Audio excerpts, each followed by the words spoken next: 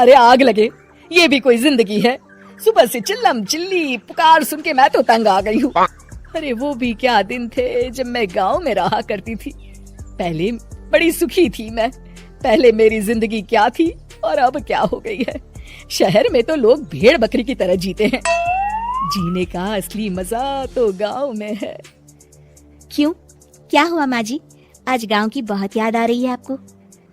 अरे हाँ बहू, शहर का जीना भी कोई जीना है। लोगों की आधी जिंदगी तो सड़कों के ट्रैफिक में निकल जाती है और यहाँ रखा ही क्या है।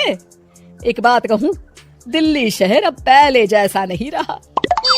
क्या माँ, जब देखो गांव के गुणगान गाती रहती हो।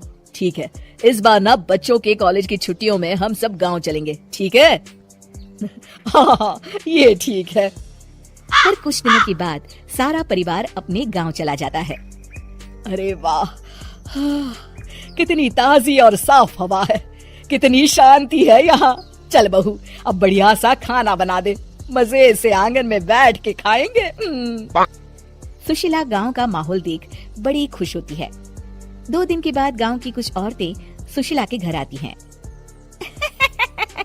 बड़े दिनों के बाद गांव आई है सुशीला। हमें तो लगा कि तू शहर जाके गांव को भूल गई।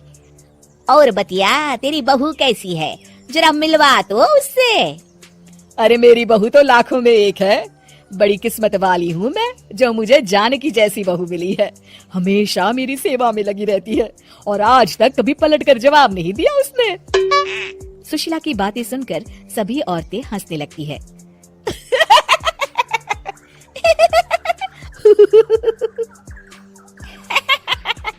अरे कुछ अभी बोले जा रही है। तबीयत तो ठीक है? तेरी बहू चांद से आई है क्या? क्यों बहनों, दुनिया की कोई भी बहू अच्छी होती है क्या? सब औरतें ममता की हाँ में हाँ मिलाती हैं।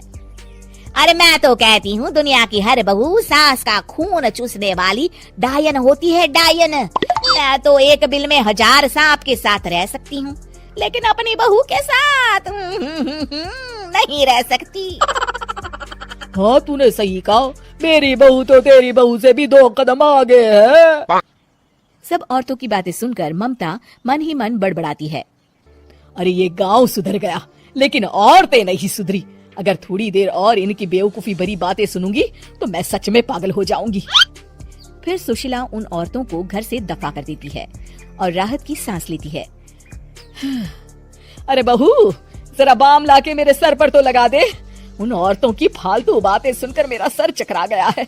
इस गांव की औरतों का तो भगवान ही मालिक है। फिर अगले दिन सुशीला की सास उससे कहती है, अरे बहू, तू यहाँ क्या आराम फरमाने आई है? आखिर ये तेरा ससुराल है। चल चल, घर के कामों में हाथ बटा। शहर में कुछ काम धाम तो करती नहीं है। जरा अपने आप को तो देख, कितनी मोटी हो गई है। सारा दिन घर का काम करने के बाद शाम को सुशीला, हाय मेरी कमर, हाय मेरे पैरों ने तो जवाब दे दिया। आज तो मुझसे मक्खी भी न मारी जाएगी। अरे बहू, जरा आकर मेरे हाथ पैर तो दबा दे। जी माँ जी, अभी आती हूँ।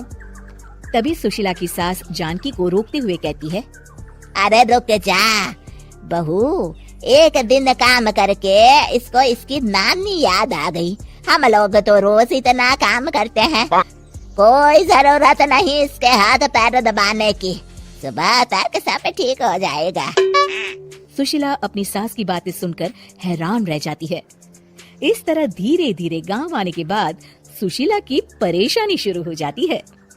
फिर एक दिन, अरे आज तो मैं कपिल शर्मा देखूंगी क्योंकि आज संडे है। सुशीला जैसे ही टीवी ऑन करती है तभी बिजली कट जाती है। अरे सत्यानाश, इस बिजली को भी अभी जाना था। इतने दिनों से मैं टीवी सीरियल देख नहीं पाई। हमारा देश इतनी तरक्की कर रहा है, अरे पता नहीं ये गांव कब सुधरेगा। अरे अब तो 2 दिनों के लिए बिजली को भूल जा, ये तो यहाँ रोज की बात है। अब इस अंधेरे में रहने की आदत डाल ले। हाँ। हे भगवान, अब क्या होगा? ऊपर से इन मच्छरों ने जीना हराम कर रखा है। दूसरी तरफ घर के काम कर करके और बिना किसी सुविधा के सुशीला तंग आ जाती है और उसे शहरी जीवन याद आने लगता है। क्यों माँ, मजा आ रहा है ना? अरे आपने ऐसी सूरत क्यों बना रखी है? मुस्कुराइए, अब हम गांव में हैं। मोहन के साथ जानकी भी अपनी सास की खिंचाई करती है। हाँ हाँ माँ जी, आप ही तो यहाँ की बड़ी तारीफ कर रही थी। फिर अभी तो कुछ ही दिन बीते हैं, वैसे भी अब तो आप यहीं रहने वाली है ना? अरे नहीं नहीं बहू, मैं एक दिन और यहाँ रुकी तो मर जाऊंगी। मुझे शहर ले चलो। क्या दिन थे, इतनी सुखी थी मैं वहाँ। ठीक है माँ, हम कल ही वापस शहर चले जाएंगे। इस तरह सुशीला शहर आ जाती है और फिर कभी दोबारा गांव जाने की जिद नहीं करती।